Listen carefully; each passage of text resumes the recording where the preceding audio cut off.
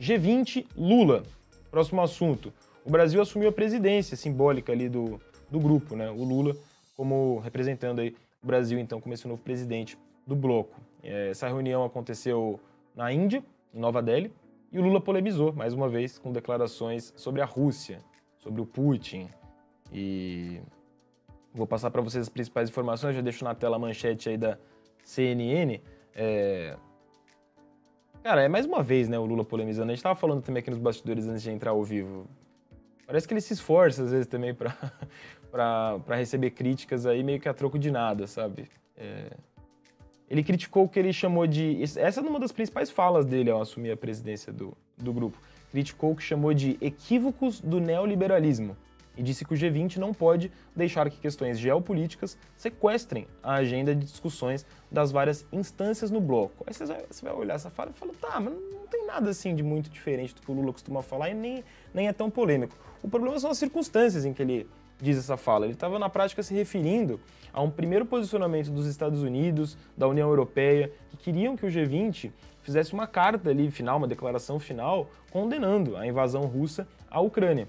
E aí o Lula se posicionou dessa forma, falando em equívocos do neoliberalismo, que essas questões geopolíticas não podem roubar o espaço das questões ali dos vários outros países que estão no bloco. Ele se coloca numa linha mais próxima do que a própria Rússia e a China defenderam nessa reunião, de se afastar do assunto da guerra, deixar isso meio que para a Rússia e para a Ucrânia tratar e não envolver os outros países do mundo. Meio que como se não tivesse que tomar partido.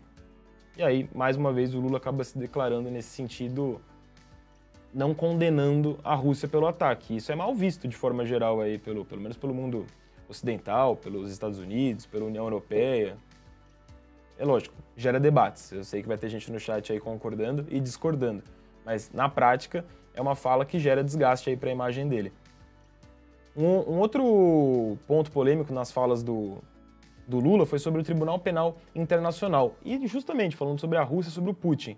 Ele diz no primeiro momento que se o Putin viajasse ao Brasil, enquanto ele, Lula, fosse presidente do Brasil, ele não veria problema e o Brasil não prenderia o Putin. O Putin não seria preso no Brasil. Ele fala de um jeito meio informal sobre isso, né? Só que o Tribunal Penal Internacional, do qual o Brasil é signatário, considera o Putin um criminoso de guerra.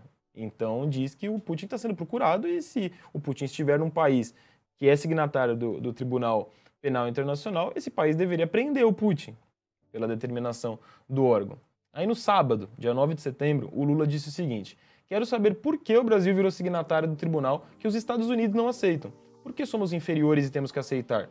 Me parece que os países do Conselho de Segurança da ONU não são signatários. Só os bagrinhos, se referindo aí, né, como se o Brasil fosse um país de menor expressão e aí, por conta disso, tem que acatar uma decisão do Tribunal Penal Internacional. 2 dias depois, na manhã de hoje, segunda-feira, dia 11 de setembro, se Putin decidir ir ao Brasil, quem toma a decisão de prendê-lo ou não é a justiça, não o governo nem o Congresso Nacional. O Lula, dessa forma, recua, né, na declaração polêmica dele.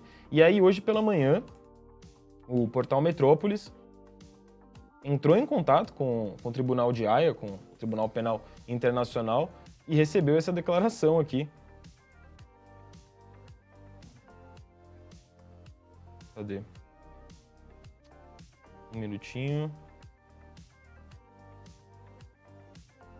Eles disseram que não comentam declarações diretas do presidente Luiz Inácio Lula da Silva sobre críticas ao órgão, mas indicou que o Brasil tem a obrigação de cooperar com a Corte Internacional justamente por ser um dos países signatários. Aí o Lula teria que questionar se continua ou não como país signatário. O próprio Lula admite ali que vai ter que estudar melhor o significado do Tribunal Penal Internacional, isso nessa fala de hoje, nessa breve entrevista concedida hoje, antes de deixar a Índia.